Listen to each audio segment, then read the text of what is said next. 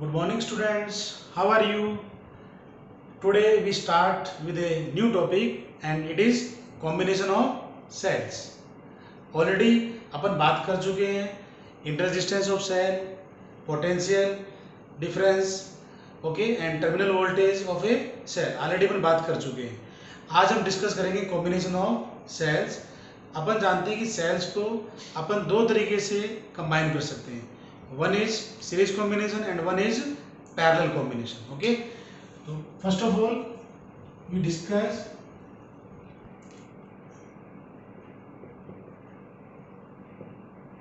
Combination of cells. इस पे कई बार आपके बोर्ड के एग्जाम्स के अंदर, आपके कॉम्पिटिटिव एग्जाम्स के अंदर क्वेश्चन आते हैं. तो कई बार बच्चे उनको सोल्व करने के लिए किरचॉफ्स लॉ यूज करते हैं. But sometimes if you know this type of combinations of cells तो इट इज इजी. आप डायरेक्ट फॉर्मूला अप्लाई कीजिए और उसको सोल्व कर लीजिए, क्योंकि किरचॉफ्स लॉ से जब हम क्वेश्चन सोल्व करते हैं तो उसमें टाइम थोड़ा ज़्यादा लगता है. Sometimes it help us. तो first of all we discuss about the series combination. Series combination ये पर डिस्कस करें. ओके, तो for series combination I take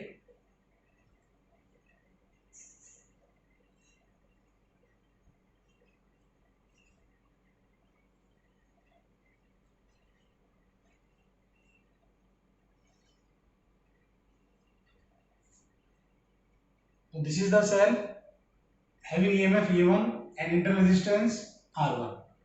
आप चाहो तो इसको ऐसे भी दिखा सकते हो. अगर कंफ्यूजन है तो you can write like that. Internal resistance क्या ले लिया R1. इसी तरीके से ये आपका सेल जिसका EMF क्या है E2 और इंटरनल रेजिस्टेंस को किससे शो कर दिया R2 से. ये अपन शो कर सकते हैं. ये हमारा एक्सटर्नल रेजिस्टेंस R है. तो यहां से करंट आया I, यहाँ पे कितना पास होगा I. That is the current passing through both the circuits. ये मान लीजिए पॉइंट A है आपका, ये मान लीजिए पॉइंट आपका B है और ये पॉइंट आपका C है. Okay, now we want to find its equivalent. हमें प्रूव क्या करना है?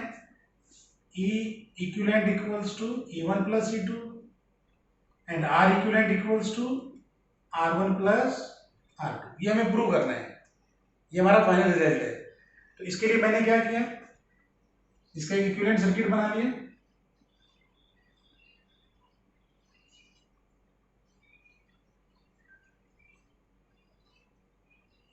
ये एक्सटर्नल रेजिस्टेंस R है.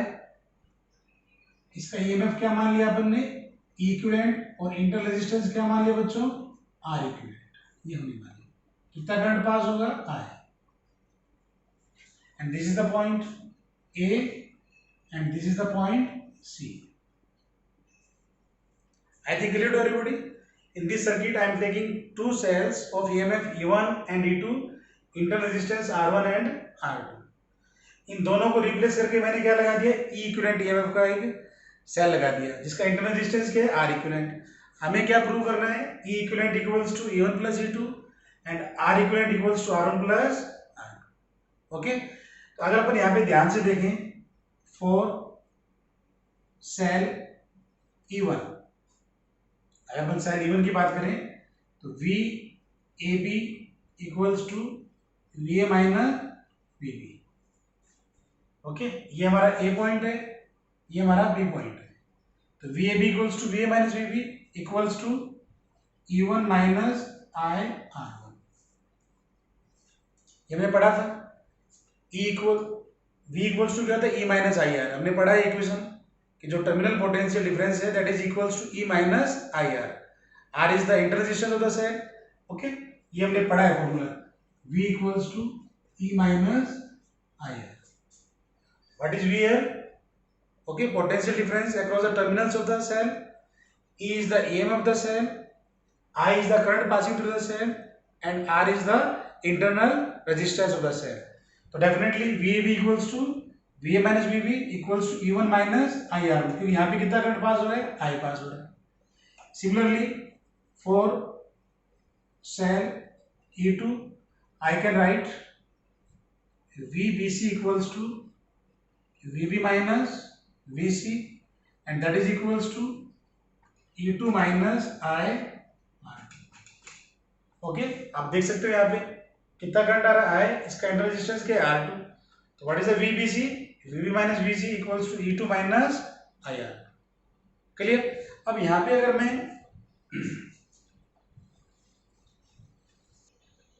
ओके, तो now I can right VAC equals to VA minus VC equals to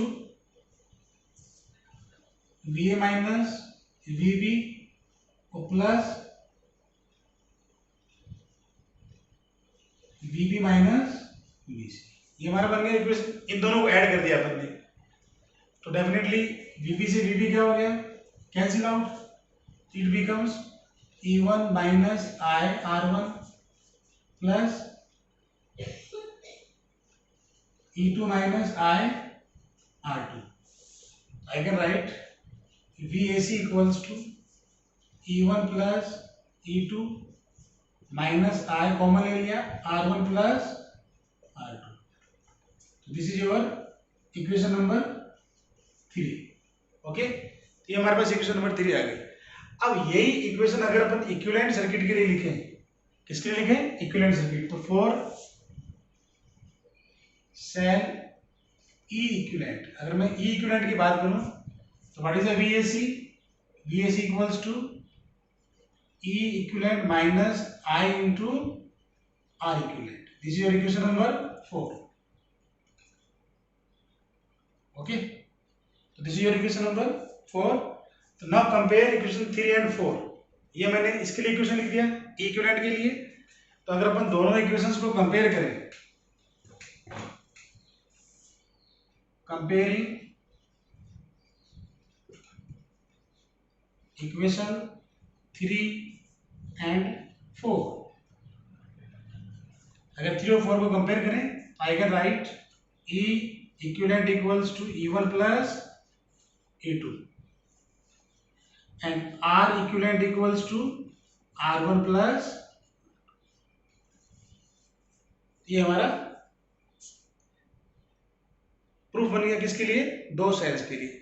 अगर अब नंबर ऑफ सेल्स n है, ओके, अगर मान लीजिए नंबर ऑफ सेल्स n है, तो सीरीज के अंदर अगर अपन E इक्विवेलेंट लिख रहे हैं तो I can right E1 plus E2 plus E3 plus and so on EN। In the same way, I can write R equivalent equals to R1 plus R2 plus R3 and in this way we can find the equivalent resistance and EMF for series combination। I think clear to everybody? Now we discuss about parallel combination of the cells। So now I am taking cell E1 of EMF A1 and internal resistance R1 in parallel combination with cell of EMF E2 and internal resistance R2। So all of you know that in parallel combination current is different। यहाँ से कितना आ रहा है? I1, यहाँ से कितना आ रहा है? I2। तो टोटल I करंट किस में से पास हो रहा है? एक्सटर्नल सर्किट में। I think clear to everybody? Now I am taking its equivalent circuit। यहाँ पे मैंने क्या बना लिया इसका? एक इक्विवेलेंट सर्किट बना लिया जिसमें एक सेल ले लिया जिसका EMF क्या है? इक्विवेलेंट, और इंटर रेजिस्टेंस क्या है? R equivalent. तो हमें यहाँ पे E इक्विवेलेंट और R इक्विवेलेंट की वैल्यू क्या करनी है? फाइंड आउट करनी है। ये हमारा अभी का काम है। तो डेफिनेटली अगर आप उस इक्वेशन को देखें तो I can write I equals to I1 plus I2। इधर से कितना करंट आ रहा है? I1, इधर से I2, टोटल कितना हो गया? I। तो I can write I equals to I1 plus I2 and it give it equation number 1। Now for cell E1, अगर E1 सेल के लिए अपन बात करें VAB इक्वल्स टू V, क्योंकि आप लोग जानते हो कि पोटेंशियल पैरेलल के अंदर पोटेंशियल क्या रहता है? कांस्टेंट रहता है। तो VAB equals to V equals to E1 minus I1 R1, क्योंकि इसमें से कितना करंट पास हो गया? I1। तो I can write V equals to E1 minus I1 R1। I can write I1 R1 equals to E1 minus V। What is I1? E1 upon R1 minus V upon R1. This is our equation number 2. Similarly, for cell E2, I can write VAB equals to V, क्योंकि potential same रहेगा parallel के अंदर. I can write E2 minus I2 R2. Okay. So what is the I2 R2? That E2 minus V. So I can write I2 equals to E2 upon R2 minus V upon R2. This is your equation number 3.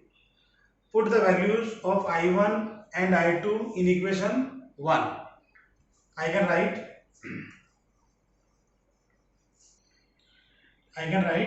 E1 upon R1 minus V upon R1 plus E2 upon R2 minus V upon R2. I equals to E1 upon R1 plus E2 upon R2 minus V common ले लिया 1 upon R1 plus 1 upon R2. This is your equation number 4. Now I write the equation for E equivalent. For cell E equivalent, I can write VAB equals to V. Okay. E equivalent minus I into R equivalent. यहाँ पे कितना current pass हो रहा है? I current pass हो रहा है. I into R equivalent equals to E equivalent minus V. You can write I equals to E equivalent upon R equivalent minus V upon R equivalent. This is your equation number 5. So compare equation 4 and 5. Comparing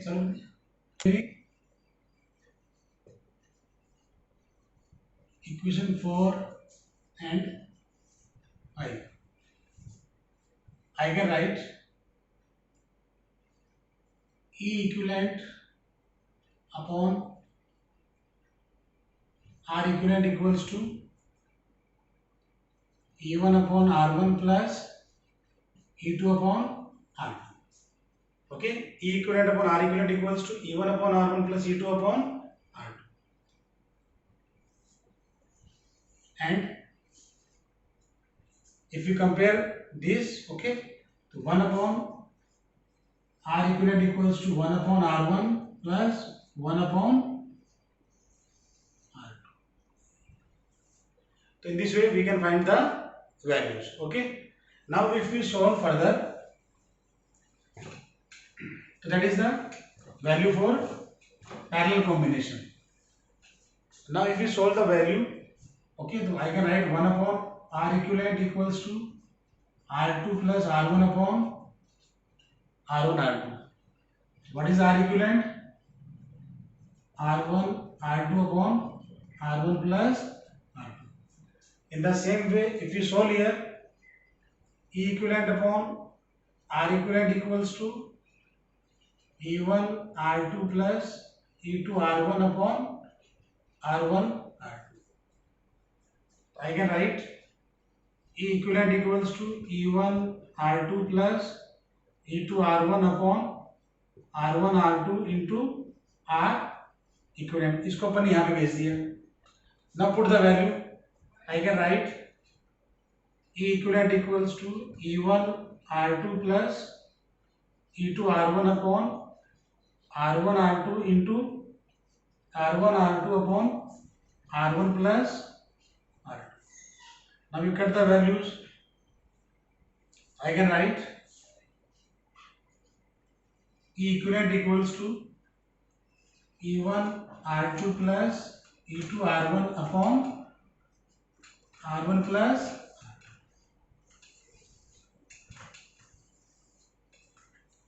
In this way we can find the values of E equivalent and R equivalent.